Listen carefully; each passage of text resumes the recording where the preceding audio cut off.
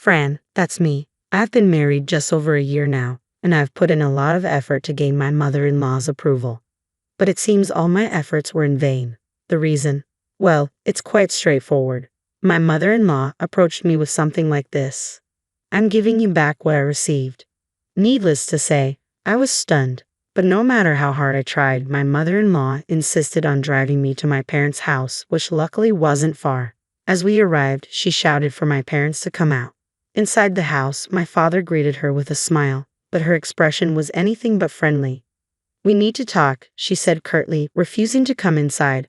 "We're here to return your useless daughter." My father's demeanor shifted, his face darkening. "What do you mean, useless?" "I mean exactly what I said," she replied, expecting my father-in-law to agree. "She's defective." My father's expression turned to one of disbelief. "Defective? What are you talking about?" "She can't do anything around the house, and she doesn't make much money," my mother-in-law continued, oblivious to my father's growing anger. "You want her back, don't you?" Before my mother could intervene, my father-in-law spoke up. "That's what I said. We're returning her, so you should accept responsibility."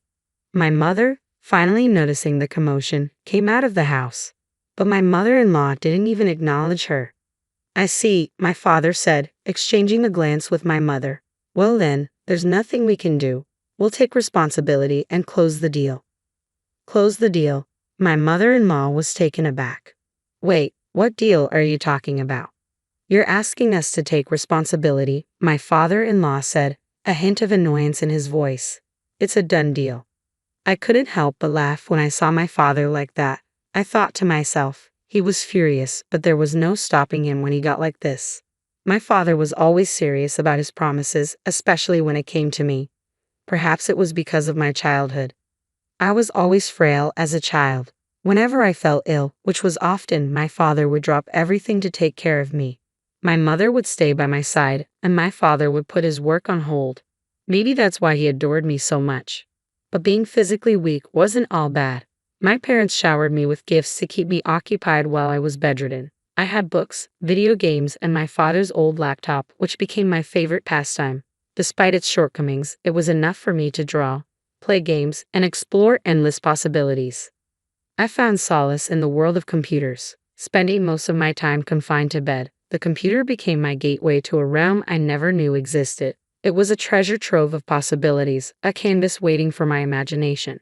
It all began with simple children's drawings, but soon, I was immersed in the mesmerizing world of 3D graphics. Driven by fascination, I delved deeper into illustration and computer graphics, eventually carving a path as a graphic designer. Despite my physical limitations, I found solace in the virtual realm. After high school, I embarked on a career as a remote graphic designer, overcoming numerous obstacles along the way. Self-taught and lacking formal training, I struggled to find my footing initially. But with determination as my ally, I persisted.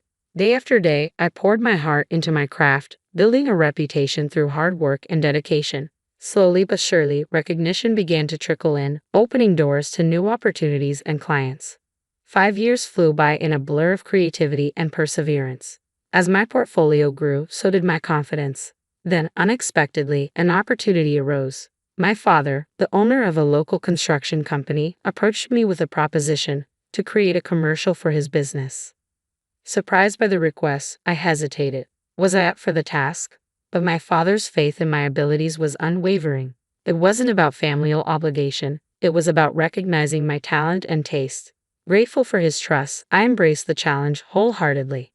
My design became an advertisement, gracing the pages of local newspapers and adorning the company's website. Though our reach was local, the response was overwhelming. Encouraged by the positive feedback, I felt a sense of validation and pride. As my work transformed into posters lining the streets and bulletin boards, I realized something profound. I could stand on my own 2 feet, both in the virtual world and the real one. I relished the newfound sense of independence. It was liberating to know I could stand on my own 2 feet. Meanwhile, my posters were causing quite a stir in town. Rumors swirled about the talented daughter of the construction company, known for her exceptional designs and advertisements. Before long, locals began seeking me out for assistance. One day, an electrician from town paid a visit. "Your daughter is a designer, right? Can she create advertisements for us?" he inquired. Addressing my father, with a chuckle, my father promised to consult me. As it turned out, the town electrician was actually a key business partner of ours, handling a range of electrical installations for our remodeling projects. Given the importance of our partnership, I readily accepted the offer to create their advertisements. After delivering the finished product, I was pleasantly surprised by the electrician's gratitude. But it wasn't the electrician himself who came to thank me, it was his son Clark. A recent college graduate, Clark was assisting his father in the family business. Intrigued by his ambition, I asked about his plans. "I plan to take over the business eventually," he revealed. We struck up a conversation, and before long, it felt like we could be friends for a long time. Unexpectedly, Clark's demeanor shifted, and he complimented me, catching me off guard. Blushing furiously, I couldn't help but wonder if I was being flirted with. Despite my lack of experience, I found myself drawn to him. Though we only exchanged contact information that day, it wasn't just business details we shared. It was something personal, something that hinted at the possibility of a deeper connection. I'd never experienced anything like it before. The nerves kept me up at night, unable to shake the excitement. Clark and I stayed in touch, exchanging stories and sharing our interests whenever we could steal a moment from our busy schedules. What started as casual conversations soon blossomed into something more, and we found ourselves falling in love. However, our relationship was far from conventional. My fragile health made it difficult to venture far from home, limiting our dates to leisurely strolls in the neighborhood park on my better days. We missed out on the typical outings couples enjoyed, like going to the movies, due to our conflicting schedules. While I had the flexibility to take time off from my freelance work, Clark's responsibilities as an electrician often demanded his attention, even on his days off.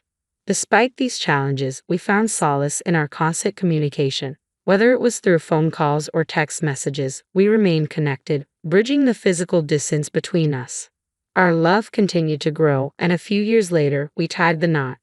As I transitioned into married life, I found myself taking on more responsibilities, not just within our relationship but also within Clark's family.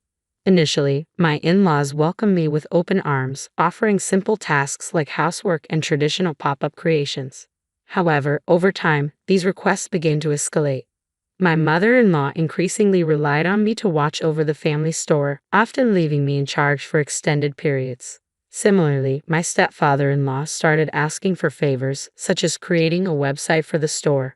While I was happy to help, I couldn't shake the feeling that these requests were becoming more burdensome.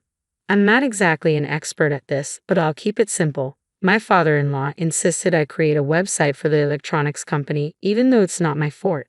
But that was just the beginning. Soon, my in-laws were asking me to do more and more for them, one task after another. Eventually, my mother-in-law approached me, apologizing but still asking me to handle the cleaning. "I have work to do too," I protested, but she insisted, saying, "You're the wife, can't you at least do that?"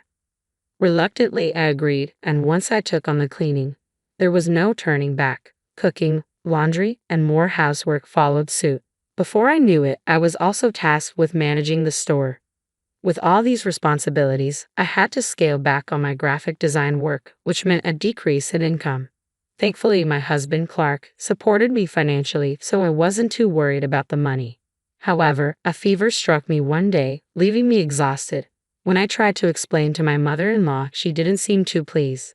"I can't believe you get a fever over something like that," she remarked before leaving the room abruptly. I felt a pang of guilt, wondering if I had offended her. But the truth was, my body often had a mind of its own, and there wasn't much I could do about it. As I lay in bed, Clark came in, concerned. "Are you okay?" he asked gently. With a weak smile, I replied, "Yes, I'm sorry." He reassured me, saying, "Don't be too hard on yourself, I understand." But his parents? I confided in Clark about feeling trapped by my in-laws' demands, but he seemed puzzled. "Why not just say no?" he suggested. His words struck me as naive. "It's not that simple," I explained. "When it comes to my in-laws, it's complicated. Saying no could create tension and even lead to bigger issues down the road." Clark's lack of understanding left me feeling even more isolated in my own home. Tears welled up as I grappled with the loneliness of it all. But I knew I couldn't let myself be defeated. With a deep breath, I resolved to steel myself against the challenges. Even after the fever passed, my mother-in-law continued to pile on requests. I tried to balance her demands with my own workload, hoping to earn some favor with my in-laws. Yet despite my efforts, their expectations seemed to grow. Then, out of the blue, my mother-in-law asked about my income. Her probing questions left me feeling uneasy. "It's none of your concern," I wanted to say, but her insistence on financial support caught me off guard. I couldn't shake the feeling that something wasn't right. Despite the supposed success of the electrician business, she hinted at financial struggles. It left me feeling unsettled, unsure of what to make of her request for money. Something didn't add up, and I couldn't shake the feeling that I was being taken advantage of. I hesitated before disclosing my income, aware of its modesty. "Right now, I'm bringing in about $500 a month," I admitted. My mother-in-law's reaction caught me off guard. "Only $500, she exclaimed, her face turning red. Feeling defensive, I pointed out that I contributed significantly to the household chores, from cooking and cleaning to managing the store and doing laundry in her absence. But my efforts seemed to fall on deaf ears. Suddenly, my mother-in-law excused herself, returning moments later with my father-in-law in tow. To my shock, she announced, "I'm returning you."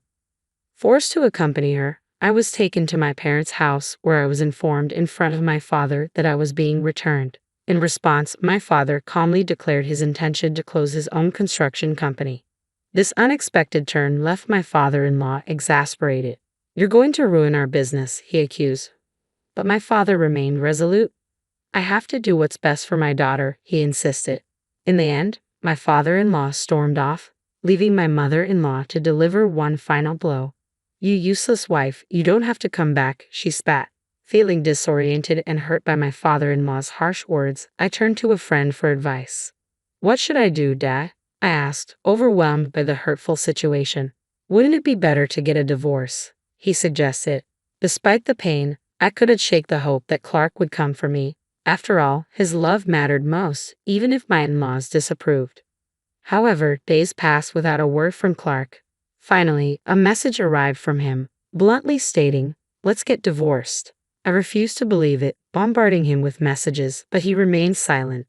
Eventually, Clark's lawyer contacted me, informing me that his parents had persuaded him to end our marriage.